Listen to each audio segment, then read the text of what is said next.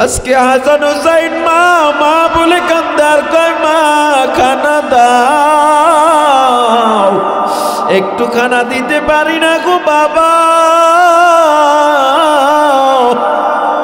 আল্লাহ নবী হাসান হুসাইনের কথা শুই না ভেঙে পড়ছে। আল্লাহর নবী হাউমাউ করে কান্না করালে আল্লাহর আরশটা থরথর করে কেঁপে উঠল। জিবরিল আমিনকে ডাক দেয়া কয় আল্লাহ নবীর কান্না থামান, আপনার নবীর কান্না ফেরেশতারা সহ্য করতে পারে না। আপনার নবীর কান্না ওই গর্তের পিপিলিকা সহ্য করতে পারে না। হাসান হুসাইনের কান্না সহ্য করা যায় না। আল্লাহর নবীর কান্নার আওয়াজ আকাশ বাতাস ভারী হয়ে উঠল। হাসান হুসাইনের ঘুম ভেঙে গেছে। হাসান হুসাইন দৌড়ে এসে নানারে জড়ায়া ধরছে। জড়ায়া ডাক দিয়া কয় নানা ভাই গোটা আরবের বিচার করো, আজকে একটা বিচার না করলে তোমায় মানি না। আল্লাহর নবী কয় কিসের বিচার বলো? হাসান হুসাইন পেটের থেকে গেঞ্জিটা কাপড়টা সরাইয়া দিছে আর কয় নানা ভাই তাকায়া দেখো পেটটা পিঠের সাথে লাগিয়ে গেছে। তোমার মেয়ে 3 দিন পর্যন্ত খানা দেয় না। আজকে যদি বিচার না করো তোমায় আর আমরা মানি না। আল্লাহর নবী হাসান হোসেনরে জড়াইয়া কান্না করতেছে আর ডাক দিয়া কয় ইসবিরিয়া হাসান ওয়াল হুসাইন, ও হাসান ও হুসাইন ধৈর্য ধরো, ধৈর্য ধরো, আল্লাহর কাছে চাও, আল্লাহর কাছে বলো, টেনশন করবা না। ছোট মানুষ ক্ষুধার যন্ত্রণা তো সহ্য করতে পারে না। কিছুক্ষণ পর নানার দিকে তাকায় তাকায় কয় নানা ভাই তুমিও তো নিষ্ঠুর হয়ে গেছো, তুমিও তো খবর নাও না আমাদের। আমরা না খেয়ে কতদিন পর্যন্ত জীবন কাটায় দিছি, তুমিও তো খবর নেও না। আল্লাহর নবী কয় ও আমার নাতিরে তোরাও তো হতবাগা, নানার খবর নেও নাই। কথাটা বইলে আল্লাহর নবী নিজের চাদরটা পেট থেকে সরাইয়া কয় টাকা দেন, তোরা তো 3 দিন পর্যন্ত খাও না, আর তোর নানাই 7 দিন পর্যন্ত খায় না। আল্লাহু আকবার বলেন, আল্লাহু আকবার, আল্লাহু আকবার। তোর নানাই তো 7 দিন পর্যন্ত খায় না। দেখ আমি পেটে পাথর বেঁধে তোর বাড়ির সামনে আসছি। ক্ষুধার জ্বালায় নবীজি মোর বেঁধেছিলেন পেটে পাথর, কাতর হয়ে মাঝে মাঝে পড়ে যেতেন জমিনে। নবী বিনে কে তারাবে পুসিরাত মিজানে, নবী বিনে কে তারাবে পুসিরাত মিজানে। এমন এতিম নবী আমার,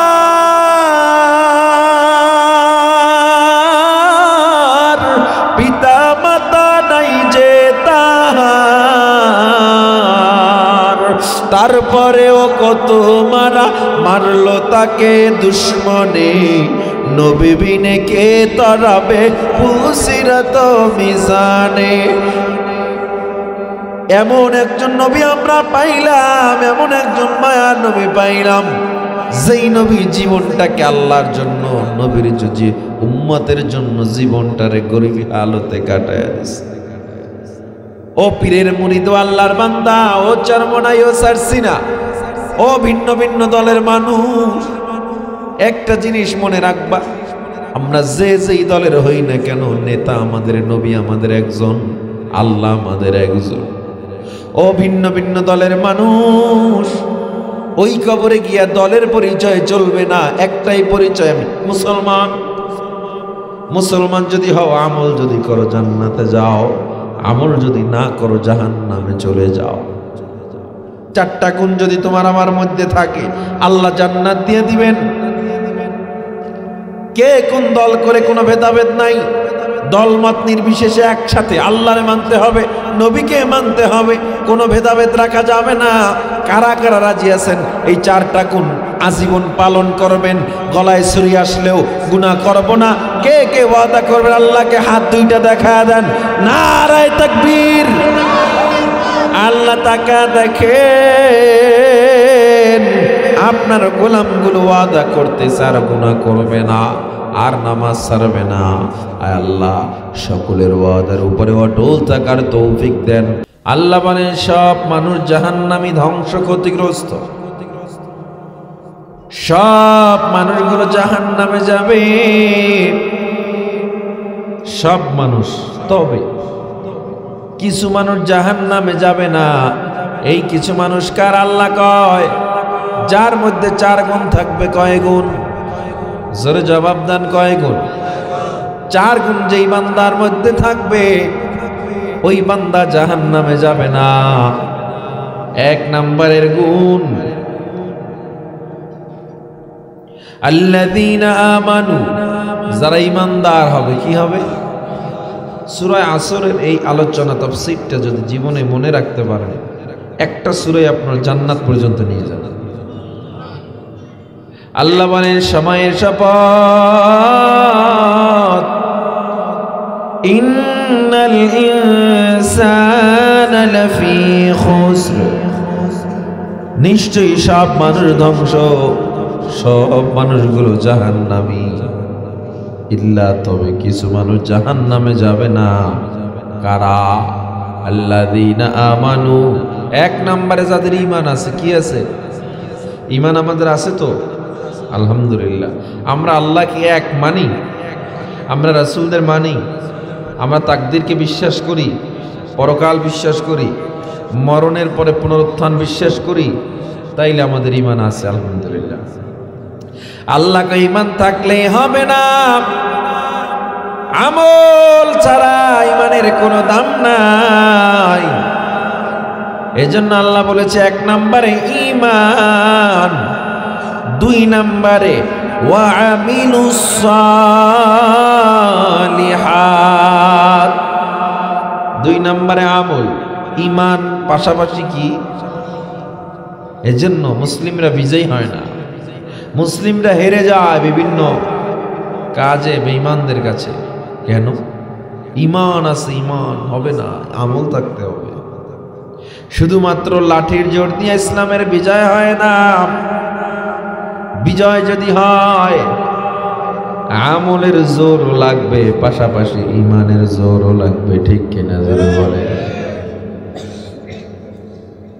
আল্লাহ নবী ঘোষণা করে দিলেন, মুতার যুদ্ধে 3 জন শহীদ ঘোষণা করে দিলেন নবী আমার।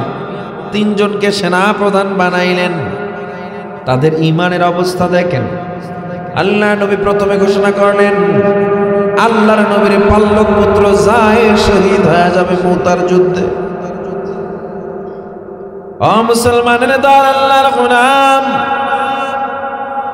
2 নম্বরের সেনাপতি জাফরকে নবী আমার ঘোষণা করে দিলেন, জাফর মুতার যুদ্ধে শহীদ হয়ে যাবে। 3 নম্বরে আব্দুল্লাহ বিন রাওয়াহা নামের সাহাবী সেনা প্রধান, তিনিও শহীদ হয়ে যাবে। কয়জন? এবার নবী কয়, যাও যাও, যুদ্ধের ময়দানে রওনা দিতে হবে। যার যার বাড়ি থেকে, ফ্যামিলি থেকে সবাই বিদায় নিয়ে আসো। হযরত যায়েদের তো কেউ নাই। আল্লাহ নবীর কিনারায় যাইয়া কয়, নবী গো, আপনি আমার বাবা মাকে লালন পালন করেছেন, আমাকে জীবনে মা বাবার অভাব বুঝতে দেন নাই,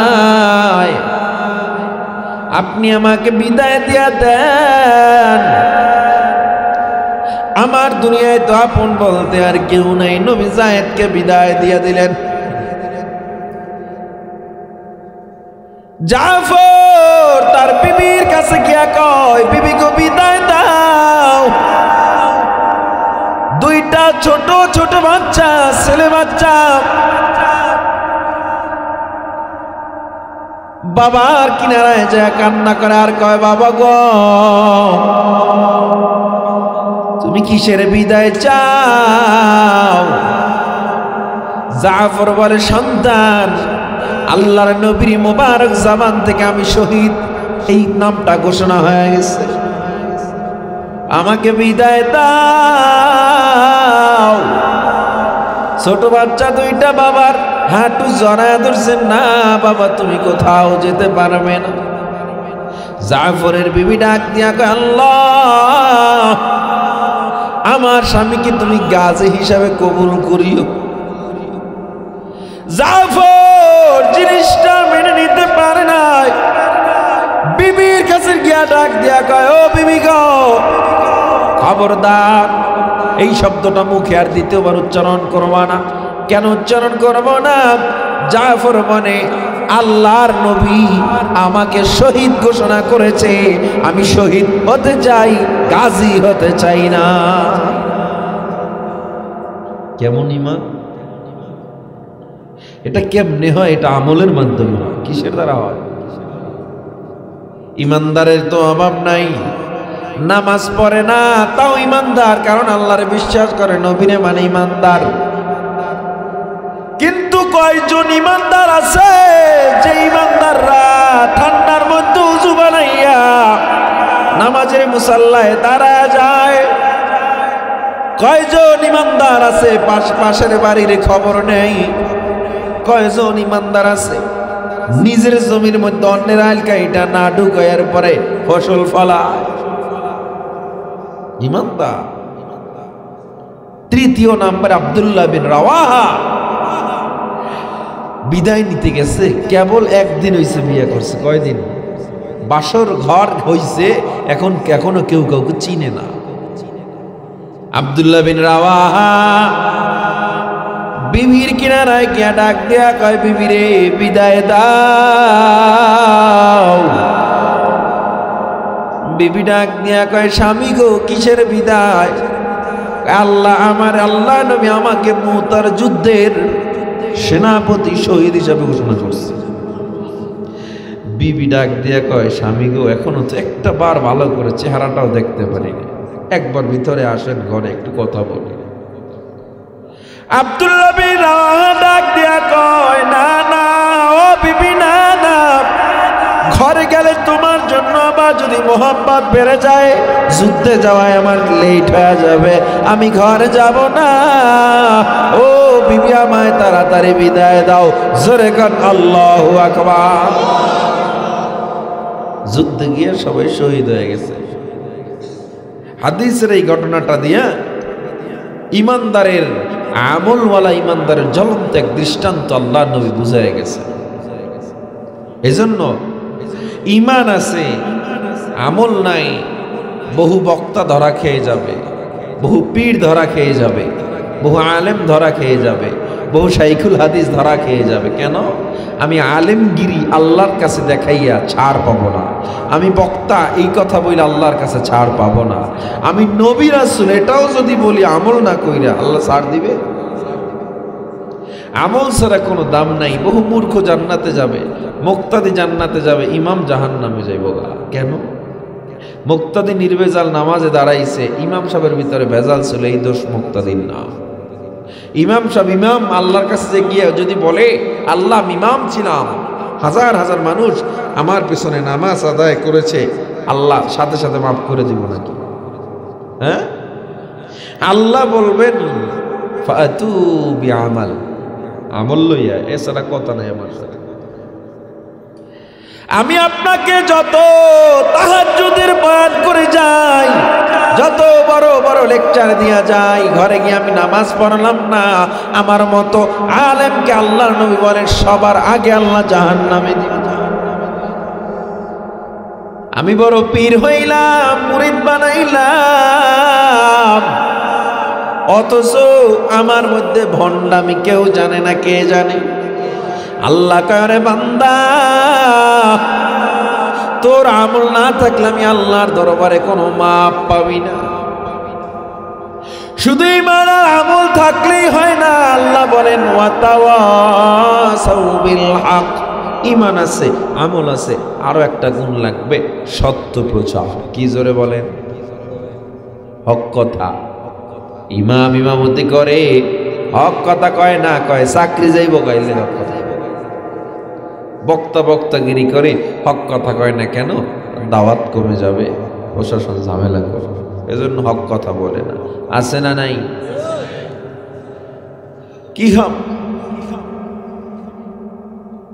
আপনার একটা জিনিস সবসময় মাথায় রাখবেন, একটা জিনিস, আমার ইমান আছে, আমল আছে, তাহাজ্জুদ পড়তে পড়তে কপালে কালো দাগ পড়ে ফেলেছে, যত যা থাকুক, আপনার সামনে একটা খারাপ কাজ হবে, আপনি প্রতিবাদ করবেন না, আল্লাহর কাছে মুনাফিক হয়ে দাঁড়াতে হবে, মুনাফিকের খাতায় নাম উঠে যাবে। কি হবে এগুলো দিয়ে? আমি যদি হক কথা না বলি, কোরআনের কথা, ওই যে এক ইমাম ইন্টারভিউ দিতে গেছে, এই যে খতিব সাহেব ইন্টারভিউতে পাশ করে প্রথম জুমা পড়াইছে, সুদের বিরুদ্ধে বয়ান করছে। কিসের বিরুদ্ধে? সুদের বিরুদ্ধে বয়ান করছে, দলিল ভিত্তিক।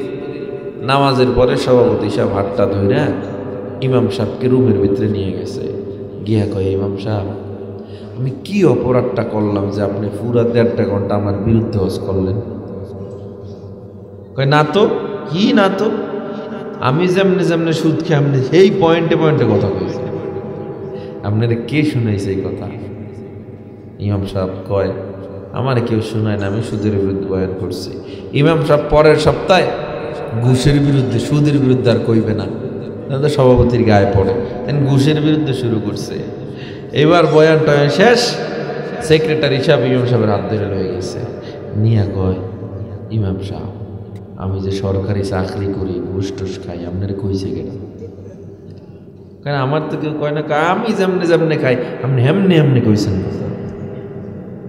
ইমাম সাহেব পরের সপ্তাহ থেকে শুরু করছে বাংলায় খুতবা টুতবা বাদ, এবার আরবিতে, আর কোনো বাংলা চলবে না। এজন্য বলি, বান্দা সর্ব অবস্থায় হক কথা বলতে হবে। এই জেডিতে ডরায় কথা কয়, এটির চাকরি বেঁচে যায়, ঠিক না? কি হবে আলেম হয়ে ইমাম সেজে সমাজেতে, পারো যদি সত্য কথা উচ্চ স্বরে না বলিতে। চাকরির ভয় করো যদি ছেড়ে দাও ওই না গদি, চাকরির ভয় করো যদি ছেড়ে দাও ওই না গদি। কি হবে ধোকা দিয়ে আল্লাহকে, কি হবে বেঁচে থেকে অযথা বিদ্যা শিখে যদি না গড়তে পারি শোষণবিহীন সমাজটাকে। কি হবে শেষ নবীজির উম্মত বলে দাবি করে, যদি ওই নবীর চেয়ার কাদিয়ানীরা দখল করে।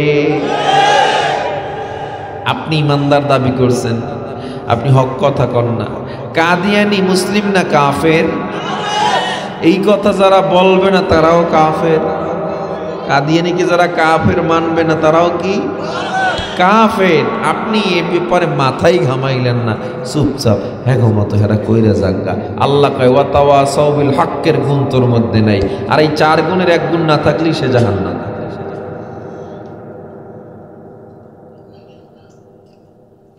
কি হবে আলেম হয়ে ইমাম সেজে সমাজেতে, কি হবে শেষ নবীজির উম্মত বলে দাবি করে, যদি ওই নবীর চেয়ার কাদিয়ানীরা দখল করে। নবীজির জন্য যদি রক্তের বহে নদী, নবীজির জন্য যদি রক্তের বহে নদী, তবুও হটব না এই দাবি থেকে। কি হবে বেঁচে থেকে? কি হবে লেখালেখি কলমবাজির এই মহড়া, সমাজের আসল চিত্র যদি না যায় তুলে ধরা। কি করবেন? ভূমি অফিসে ঘুষ দিলেই একজনের জমি আর একজনের ভিতরে চলে যায়। আপনারা ঠিক আসতে কইলেও ঠিক, জোরে কইলেও ঠিক, ঠিক না? ঠিক না? জোরে কর না, ঠিক না বেঠে? যেই দুর্নীতি পাসপোর্ট অফিসে, ভূমি অফিসে হয়, আপনারই ভাই, আপনারই বাবা, আপনারই বোন, আপনারই সন্তান, কত কোটি টাকা মানুষের রাস্তায় জমিতে আটকা পড়ে আছে। এর মধ্যে গিয়ে দেখেন কত মানুষের জমি, আবার কত মানুষের মাইরা ধনী হয়ে বই রয়েছে। আপনি সন্তানকে লেখাপড়া করাইলেন, মাস্টার্স পাস করাইলেন, অনেক টাকা খুয়াইয়া চাকরিতে দাঁড়াইছে, এখন 15 লাখ টাকা ঘুষ না হলে চাকরি হবে না। নাই আপনাদের এদিকে নাই, দাউদকান্দি গরুপুর নাই, খালি আমগো এলাকায় আছে। শোনেন, এই দুর্নীতি বন্ধ হবে না যতদিন না পর্যন্ত মানুষ ইসলামকে অন্তরে লালন করবে। এই ঘুষ বন্ধ হবে না, হত্যা বন্ধ হবে না, ধর্ষণ বন্ধ হবে না, এই চুরি বাটপাড়ি বন্ধ হবে না যতদিন না ঘরে ঘরে ইসলাম পৌঁছবে। প্রত্যেকটা প্রশাসনের লোকও যদি ইসলাম মানে, নামাজ পড়ে, খারাপ কাজ না করে, এই লোকটা শুধু নামাজ পড়বার দাঁড়িয়ে রাখবে, এই লোক কোনোদিন আর ঘুষ খাবে না স্বাভাবিকভাবেই, ঠিক না? এই জন্য ইসলামকে মেনে নেন। ইসলাম এটা বেস্ট একটা ধর্ম, এটা আমাদের কথা না। বেঈমানরা, খ্রিস্টানরা সবাই মেনে নিয়েছে। দেখেন ঋগ্বেদ, গীতা, বাইবেল, রামায়ণ এগুলো রিসার্চ করে বিধর্মীরা, আমাদের মুসলিমরা কিন্তু বিধর্মী হয় না, এই বইগুলো রিসার্চ করে হয়, কিন্তু কোরআন রিসার্চ করে প্রতিনিয়ত সেকেন্ডে সেকেন্ডে হাজার বেঈমান মুসলমান হয়ে যাচ্ছে। ১,৫০০ বছর হয়ে গেছে, আল্লাহ চ্যালেঞ্জ করেছেন কোরআনের, একটা চ্যালেঞ্জ এখনো গ্রহণ করতে পারে না, একটা হরকতের ভুলও বের করতে পারে না। আল্লাহ বলছে পারলে একটা সূরা বানায় দেখো কোরআনের মধ্যে মিলায়া, কেউ পারে নাই। কোরআনের মধ্যে আল্লাহ কসমোলজি, অ্যাস্ট্রোলজি, বায়োলজি, জিওলজি, ফিজিক্সের জ্ঞান, পদার্থ বিজ্ঞান, মহাকাশ বিজ্ঞান, ব্ল্যাক হোল, নেপচুন গ্রহগুলো, নক্ষত্র, নীহারিকা পুঞ্জ, পৃথিবী সৃষ্টিতত্ত্ব, বিগ ব্যাং থিওরি, ফিঙ্গারপ্রিন্ট, আঙুলের ছাপ, এই বিজ্ঞান, চিকিৎসা বিজ্ঞান, মেডিকেল সায়েন্স, যেটা রাষ্ট্রবিজ্ঞান, রাষ্ট্র কেমন চালাতে হয়, সমাজ বিজ্ঞান, পারিবারিক জ্ঞান ব্যবস্থাপনা, অর্থনৈতিক ব্যবস্থাপনা, যা যা বললাম এমন একটা জ্ঞান নাই যা আল্লাহ কোরআনে দেন, সব দিয়েছে। সেই কোরআন মুসলমান বিধর্মীরা কোরআনের মর্ম বুঝে নবীকে চিনে মুসলিম হয়ে যাচ্ছে, আর মুসলমান হয়ে মুসলমানের ঘরে জন্ম নিয়ে আপনি আমি বুঝতেছি আপনার আমার ঘরে কোরআন নাই, আপনার আমার ঘরে ইসলাম নাই। আপনার দিকে তাকালে বোঝা যায় না আপনি মুসলিমের সন্তান নাকি খ্রিস্টানের সন্তান। আপনি ইহুদি খ্রিস্টান, পশ্চিমা ওয়েস্টার্ন কান্ট্রিগুলোর ওই চালচলন, ওই পোশাক আপনার মজা লাগে, আপনার নবীর সুন্নতেরটা মজা লাগে না। তাদের মোবাইলে ল্যাংটা নাচ গান ভরা, আপনার মোবাইলও সেগুলো। তারা আজান শুনে মসজিদে যায় না, আপনিও আজান শুনে মসজিদে যান না। তারা বেপরদায় চলে, আপনিও বেপরদায় চলেন। তাদের গালেও দাড়ি নেই, আপনার গালেও দাড়ি নেই। তাদের যেই পোশাক, আপনারও সেই পোশাক। পার্থক্যটা কোথায়? খালি আমি মুসলমান এই এতেই জান্নাত? আল্লাহ কয় হবে না, 4 গুণ লাগবে। কয় গুণ? মুখস্থ করবেন কয় গুণ? জোরে জবাব দেন। 1 নম্বরে ঈমান, সবাই পড়েন 1 নম্বরে। 2 নম্বরে আমল, সবাই বলেন কি?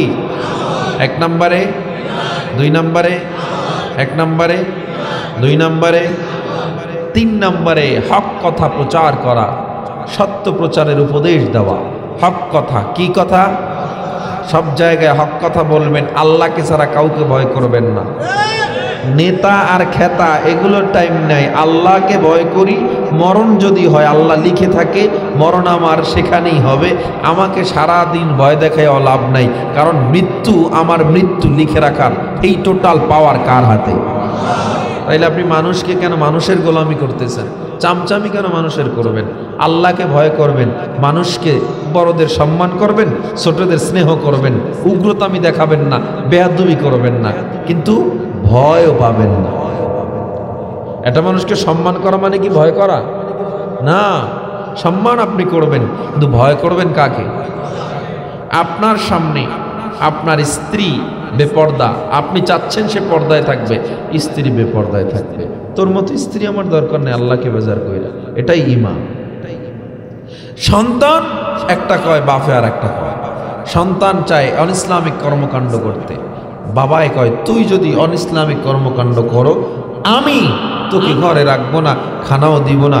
আল্লাহকে বেজার করে, তোর মতো সন্তানকে আমি রাজি খুশি করতে পারব না। এটা হলো ইমানদারের কথা। বুঝেন না আপনারা? আপনাদের কষ্ট হচ্ছে, চলবে একটু। এই জন্য 4টা গুণ লাগবে। কয়টা গুণ? 1 নম্বরে সবাই পড়েন, 2 নম্বরে, 3 নম্বরে, 4 নম্বরে ওয়াতাওয়াসাউ বিসসাবর, সবর, ধৈর্য। কি কন?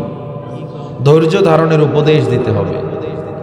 এই ওয়াজ আপনার জীবনে গেঁথে নেন যে আমি এই 4টা গুণ মেনে চলব।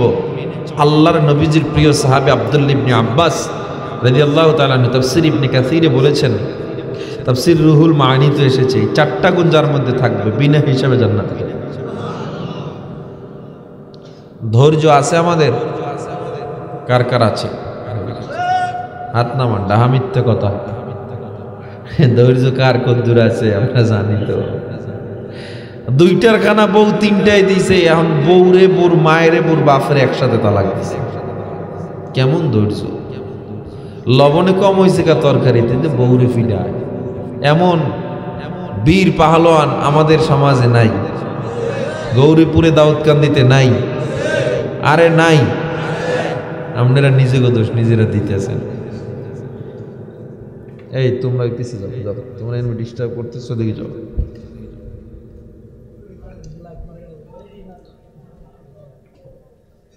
ওইটা রেজাল্ট লাইট মারে আবার আর একটা, বুঝেন নাই? পোলাপানের লাগে শয়তান থাকে কিন্তু 1000, কয় হাজার? বুড়ো মানুষের লাগে কম থাকে।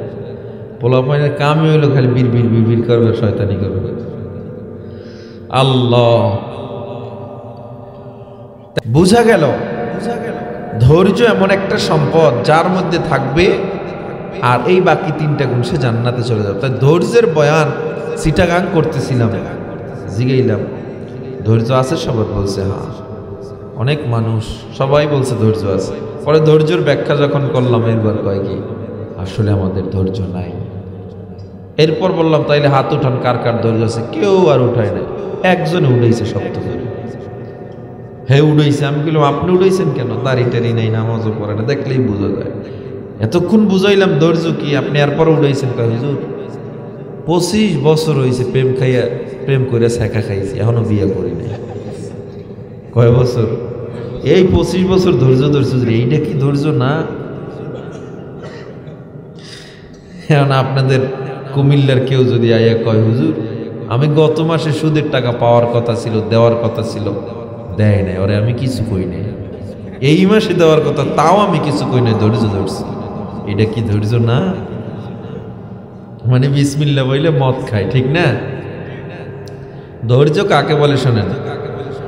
وَلَنَبْلُوَنَّكُمْ بِشَيْءٍ مِّنَ الْخَوْفِ وَالْجُوعِ وَنَقْصٍ مِّنَ الْأَمْوَالِ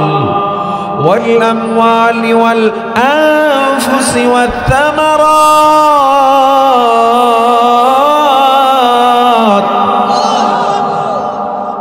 وَبَشِّرِ الصَّابِرِينَ।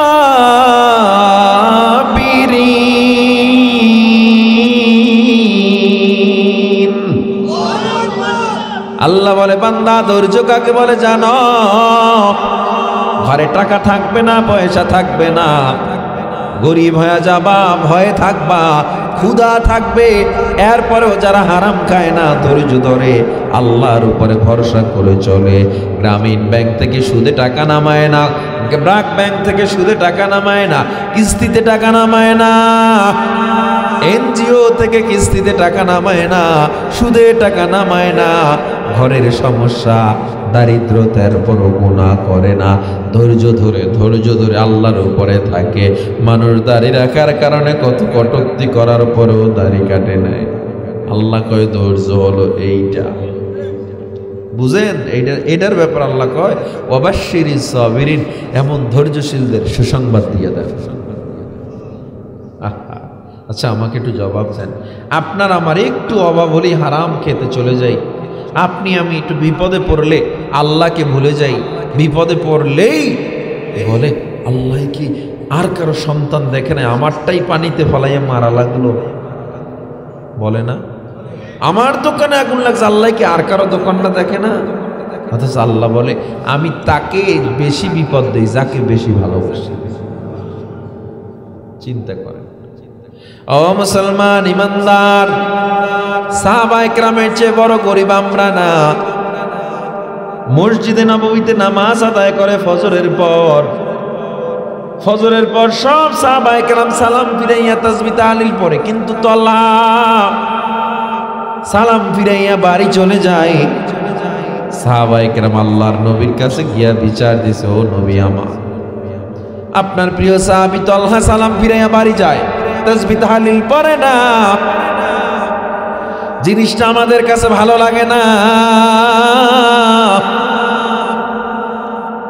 আল্লাহর নবী ডাক দিয়ে কয় চলো আমরা সবাই তলহার বাড়িতে যাবে, এরপরে দেখব সমস্যাটা কোথায়? নবীজি আড়ালে আড়ালে চলে গেলেন। তলহার বাড়ির কিনারায় যাইয়া নবী আমার ডাক দিলেন, তলহা দরজাটা খোলো। তলহা কোনো জবাব দেয় না। নবী আমার ডাক দিয়া কয়, তলহা দরজা খোলো। তলহা কোনো জবাব দেয় না। আল্লাহ নবী এবার চুপ করে দাঁড়ায় রইছে, কোনো কথা বলে না, ধৈর্য ধরছে। ওমর রাদিয়াল্লাহু তাআলা আনহুর রাগ উঠে গেছে, দরজায় গিয়া ধাক্কা দিবে দিবে। নবী কয়, কুম ইয়া ওমর, ও ওমর দাঁড়াও, তুমি যাইও না।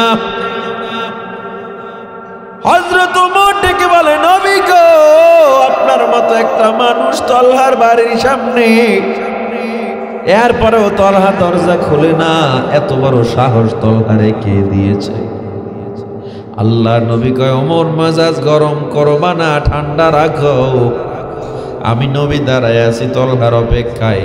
হযরত আবু বকর কয়, তলহা এমন মানুষ না, তলহা কেন দরজাটা খুলবে না? তলহা কেমন মানুষ জানো মুসলমান? উহুদের ময়দানে যখন বেঈমানরা নবীর গায়ে বৃষ্টির মতো তীর মারতেছিল, নবীর গায়ে যখন তীর আসতেছিল, নবীরে বাঁচানোর জন্য তলহা নবীর সামনে গিয়া দাঁড়াইয়া বুকটারে তীরের সামনে পেতে দিয়েছিল। একটার দুইটা না, তলহার বুকে সেদিন 70টা তীর বর্ষার আঘাত লেগেছিল। আল্লাহ নবী মদিনার জিন্দেগিতে বিভিন্ন সময় হাউমাউ করে কান্না করে উঠতেন। সাহাবায়ে কেরাম প্রশ্ন করতেন, ইয়া রাসূলুল্লাহ, আপনি কেন হঠাৎ করে কান্না করেন? আল্লাহর নবী কয়, আমার তলহার কথা মনে পড়ে যায়,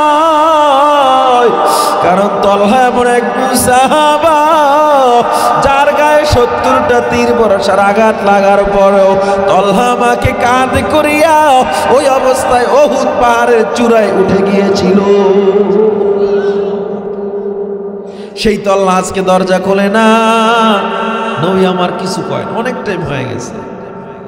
এই আপনার আমার নেতারা যদি আপনার বাড়ির সামনে এসে ডাক দিত আর দরজা না খুলতেন, লাথি মেরে ভেঙে ফেলতেন, ঠিক না? আর আল্লাহর নবী কেমন নেতা! আপনার আমার মতো ওয়ার্ডের নেতা না, আপনার আমার মতো একটা ওয়ার্ড একটা ইউনিয়নের নেতা না। যেই নবী ফেরেশতাদের নেতা, রাসূলদের নেতা, গোটা বিশ্বের নেতা, সেই নবী অসহায়ের মতো তলহার বাড়ির সামনে দাঁড়ায় রয়েছে, একবারও রাগ উঠায় না। নবীর চেহারার ভিতরে একটা মায়া ছিল যে কোনো বেঈমানরা, কাফেররাও, দুশমনরাও যদি নবীকে দেখতো, সবাই মনে করতো এই লোকটা আমাদের দুশমন হইতে পারে না, এর চেহারায় এত মায়া।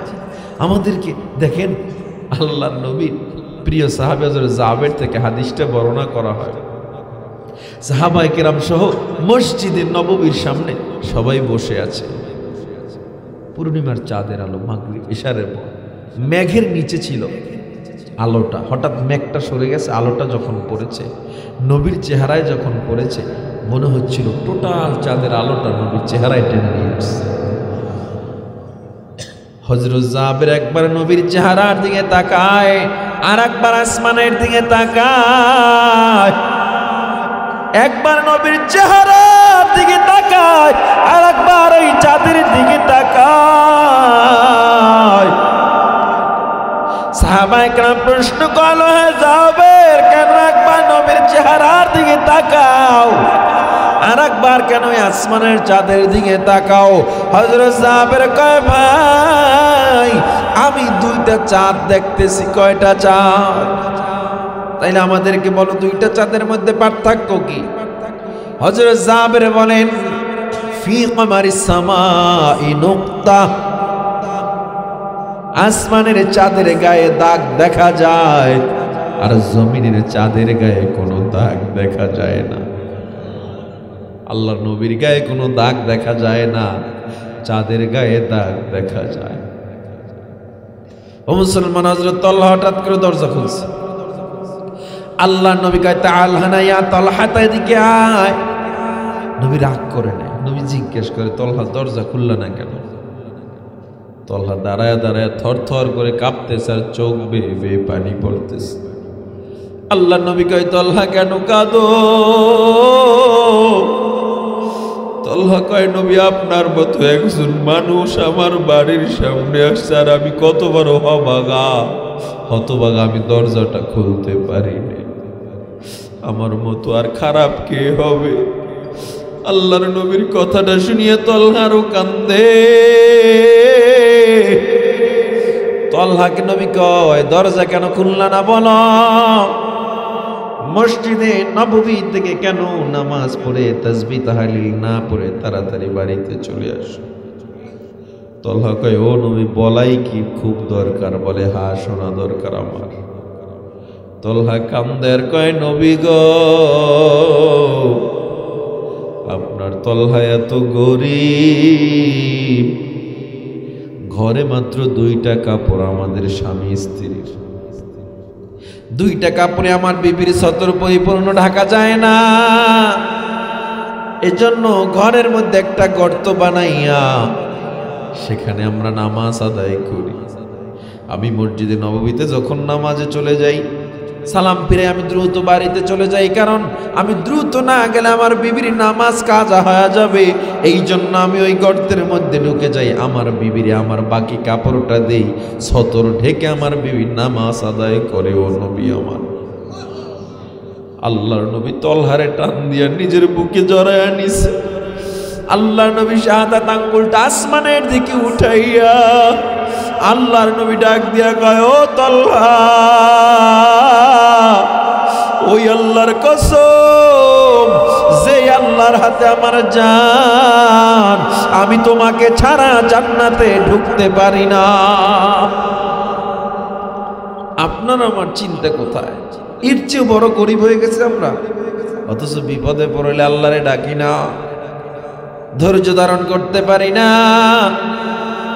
ইমরান বিন হোসাইন থেকে বর্ণনা করা হয়, আল্লাহর নবী ফাতেমার ঘরের কিনারায় চলে গেলেন, গিয়া ডাক দিয়া কয়, মা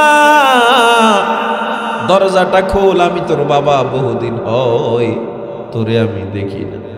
ফাতেমা দরজা খুলে না। আল্লাহ নবী কানটা লাগাইয়া ঘরের সাথে শুনে গুনগুন কান্নার আওয়াজ। আল্লাহর নবী কয়, ও মা তুই কেন কান্দো? তোর কান্না আমি সহ্য করতে পারি না, তুই কি জানো না? ফাতেমা কান্দে আর কয়, বাবা গো, তোমার সাথে কে? বলে, ইমরান বিন হোসাইন। ও বাবা, আমার শরীরে যথেষ্ট পরিমাণে কাপড় নাই, যেই কাপড় পরে তোমার সামনে দাঁড়াবো আমার কাপড়গুলো পুরাতন হয়ে ছিঁড়ে গেছে, বাবা তোমার সামনে দাঁড়াতে পারবো না। আল্লাহর নবী নিজের গায়ের চাদরটা জানালা দিয়ে দিল, নে মা গায়ে লাগা। চাদরটা ফাতেমা গায়ে লাগাইয়া যখন বসলো, নবী আমার পাশে বসলেন। ফাতেমা নবীর বাম পাশে আগাইয়া ফাতেমার ডান গালটা নবীর বাম বাহুর সাথে লাগাইয়া কাত করে লাগায় কান্দে আর কয়, বাবা গো, আর কতদিন এভাবে চলবো? ঘরে 3 দিন হয়ে গেছে চুলায় আগুন জ্বালাইতে পারি না, ক্ষুধার যন্ত্রণা সহ্য করতে পারি না গো বাবা। আজকে হাসান হুসাইন মা মা বলে কান্দে আর কয়, মা খানা দাও, একটু খানা দিতে পারি না গো বাবা। আল্লাহ নবী হাসান হুসাইনের কথা শুই না ভেঙে পড়ছে। আল্লাহর নবী হাউমাউ করে কান্না করালে আল্লাহর আরশটা থর থর করে কেঁপে উঠল। জিবরিল আমিনকে ডাক দেয়া কয়, আল্লাহ নবীর কান্না থামান, আপনার নবীর কান্না ফেরেশতারা সহ্য করতে পারে না, আপনার নবীর কান্না ওই গর্তের পিপিলিকা সহ্য করতে পারে না, হাসান হুসাইনের কান্না সহ্য করা যায় না। আল্লাহর নবীর কান্নার আওয়াজ আকাশ বাতাস ভারী হয়ে উঠল। হাসান হুসাইনের ঘুম ভেঙে গেছে। হাসান হুসাইন দৌড়ে এসে নানারে জড়ায়া ধরছে, জড়ায়া ডাক দিয়া কয়, নানা ভাই গোটা আরবের বিচার করো, আজকে একটা বিচার না করলে তোমায় মানি না। আল্লাহর নবী কয় কিসের বিচার বলো? হাসান হুসাইন পেটের থেকে গেঞ্জিটা কাপড়টা সরাইয়া দিস, আর কয় নানা ভাই তাকায়া দেখো পেটটা পিঠের সাথে লাগিয়ে গেছে, তোমার মেয়ে 3 দিন পর্যন্ত খানা দেয় না, আজকে যদি বিচার না করো তোমায় আর আমরাও মানি না। আল্লাহর নবী হাসান হোসেনরে জড়াইয়া কান্না করতেছে, আর ডাক দিয়া কয় ইসবিরিয়া হাসান ওয়াল হুসাইন, ও হাসান ও হুসাইন ধৈর্য ধরো, ধৈর্য ধরো, আল্লাহর কাছে চাও, আল্লাহর কাছে বলো, টেনশন করবা না। ছোট মানুষ ক্ষুধার যন্ত্রণা তো সহ্য করতে পারে না। কিছুক্ষণ পর নানার দিকে তাকায় তাকায় কয় নানা ভাই তুমিও তো নিষ্ঠুর হয়ে গেছো, তুমিও তো খবর নাও না আমাদের, আমরা না খেয়ে কতদিন পর্যন্ত জীবন কাটায় দিছি, তুমিও তো খবর নেও না। আল্লাহর নবী কয় ও আমার নাতিরে তোরাও তো হতভাগা, নানার খবর নেও নাই। কথাটা বইলে আল্লাহর নবী নিজের চাদরটা পেট থেকে সরাইয়া কয় টাকা দেন, তোরা তো 3 দিন পর্যন্ত খাও না, আর তোর নানাই 7 দিন পর্যন্ত খায় না। আল্লাহু আকবার বলেন, আল্লাহু আকবার, আল্লাহু আকবার। তোর নানাই তো 7 দিন পর্যন্ত খায় না, দেখ আমি পেটে পাথর বেঁধে তোর বাড়ির সামনে আসছি। ক্ষুধার জ্বালায় নবীজি মোর বেঁধেছিলেন পেটে পাথর, কাতর হয়ে মাঝে মাঝে পড়ে যেতেন জমিনে, নবী বিনে কে তারাবে পুসিরাত মিজানে, নবী বিনে কে তারাবে পুসিরাত মিজানে, এমন এতিম নবী আমার,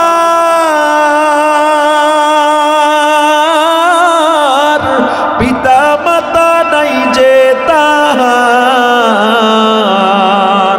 তারপরেও কত মারা মারলো তাকে দুশ্মনে, নবী বিনে কে তারাবে পুসিরাত মিজানে।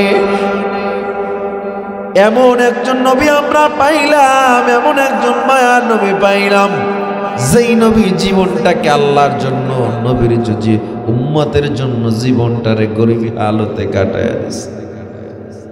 ও পীরের মুরিদ, ও আল্লাহর বান্দা, ও চরমনাই, ও সারসিনা, ও ভিন্ন ভিন্ন দলের মানুষ, একটা জিনিস মনে রাখবা, আমরা যে যেই দলের হই না কেন, নেতা আমাদের, নবী আমাদের একজন, আল্লাহ আমাদের একজন।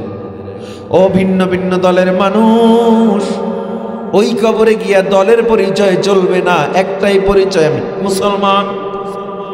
মুসলমান যদি হও, আমল যদি করো জান্নাতে যাও, আমল যদি না করো জাহান্নামে চলে যাও। 4টা গুণ যদি তোমার আমার মধ্যে থাকে, আল্লাহ জান্নাত দিয়ে দিবেন। কে কোন দল করে কোনো ভেদাভেদ নাই, দলমত নির্বিশেষে একসাথে আল্লাহরে মানতে হবে, নবীকে মানতে হবে, কোনো ভেদাভেদ রাখা যাবে না। কারা কারা রাজি আছেন এই 4টা গুণ আজীবন পালন করবেন, গলায় ছুরি আসলেও গুনাহ করব না? কে কে ওয়াদা করবেন? আল্লাহকে হাত 2টা দেখা দেন, নারায়ে তাকবীর। আল্লাহ তাকা দেখেন, আপনার গোলামগুলো ওয়াদা করতেছে আর গুনাহ করবে না, আর নামাজ ছাড়বে না। আয় আল্লাহ সকলের ওয়াদার উপরে অটল থাকার তৌফিক দেন, পড়েন আমিন।